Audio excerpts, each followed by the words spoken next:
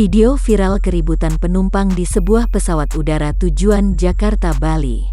Pesawat gagal mendarat ke Bali karena cuaca ekstrim dan harus putar balik ke Jakarta, Senin, tanggal 6 Desember tahun 2021.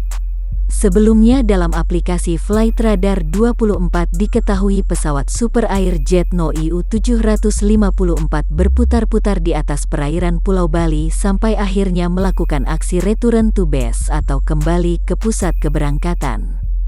Ternyata pengalaman di pesawat udara tujuan Jakarta-Bali yang terjadi gangguan akibat cuaca ekstrim hari ini tidak hanya dialami oleh penumpang pesawat yang ditumpangi akun TikTok Mikaela saja, melainkan juga dialami oleh dokter spesialis kecantikan Dr. Richard Lee MARS PhD.